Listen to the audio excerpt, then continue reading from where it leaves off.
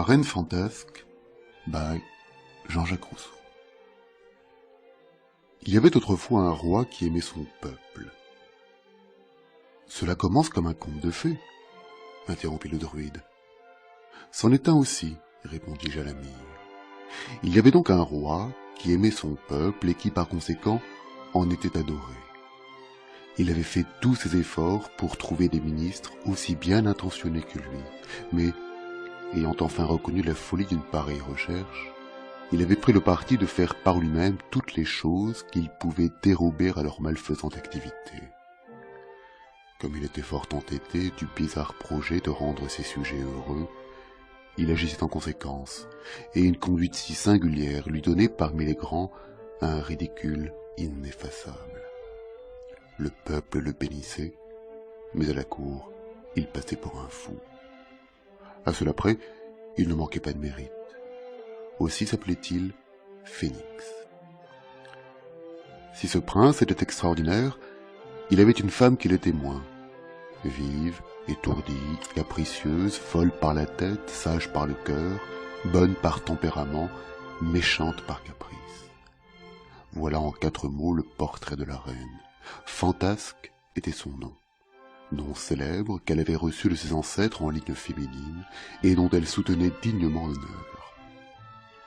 Cette personne si illustre et si raisonnable était le charme et le supplice de son cher époux, car elle l'aimait aussi fort sincèrement, peut-être à cause de la facilité qu'elle avait à le tourmenter. Malgré l'amour réciproque qui régnait entre eux, ils passèrent plusieurs années sans pouvoir obtenir aucun fruit de leur union. Le roi en était pénétré de chagrin, et la reine s'en mettait dans des impatiences dont ce bon prince ne se ressentait pas tout seul. Elle s'en prenait à tout le monde, de ce qu'elle n'avait point d'enfant. Il n'y avait pas un courtisan à qui elle ne demandât étourdiment quelque secret pour en avoir, et qu'elle ne rendit responsable du mauvais succès. Les médecins ne furent point oubliés, car la reine avait pour eux une docilité peu commune, et ils n'en donnaient pas une drogue qu'elle ne fit préparer très soigneusement pour avoir le plaisir de la leur jeter au nez à l'instant qu'il la fallait prendre.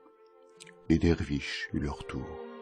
Il fallut recourir aux neuvaines, aux vœux, surtout aux offrandes. Et malheur aux desservants des temples où sa majesté allait en pèlerinage. Elle fourrageait tout, et sous prétexte d'aller respirer un air prolifique, elle ne manquait jamais de mettre sans dessus-dessous toutes les cellules des moines. Elle portait aussi leurs reliques, et s'affublait alternativement de tous leurs différents équipages. Tantôt c'était un cordon blanc, tantôt une ceinture de cuir, tantôt un capuchon, tantôt un scapulaire. Il y avait sorte de mascarade monastique dont sa dévotion ne s'avisa. Et, comme elle avait un petit air éveillé qui la rendait charmante sous tous ses déguisements, elle n'en quittait aucun sans avoir eu soin de s'y faire peindre. Enfin, à force de dévotion si bien faite, à force de médecine si sagement employée, le ciel et la terre exaucèrent les vœux de la reine. Elle devint grosse au moment qu'on commençait à en désespérer. Je laisse à deviner la joie du roi et celle du peuple. Pour la sienne, elle alla, comme toutes ses passions, jusqu'à l'extravagance. Dans ses transports, elle cassait et brisait tout, elle embrassait indifféremment tout ce qu'elle rencontrait, hommes, femmes, courtisans, valets. C'était risqué de se faire étouffer que de se trouver sur son passage. Elle ne connaissait point, disait-elle, de ravissement pareil à celui d'avoir un enfant à qui elle pût donner le fouet tout à son aise dans ses moments de mauvaise humeur. Comme la grossesse de la reine avait été longtemps inutilement attendue, elle passait pour un de ces événements extraordinaires dont tout le monde veut avoir l'honneur. Les médecins l'attribuaient à leur drogue, les moines à leurs reliques, le peuple à ses prières, et le roi à son amour. Chacun s'intéressait à l'enfant qui devait naître, comme si c'eût été le sien, et tous faisaient des vœux sincères pour l'heureuse naissance du prince, car on en voulait un. Et le peuple, les grands et le roi réunissaient leurs désirs sur ce point.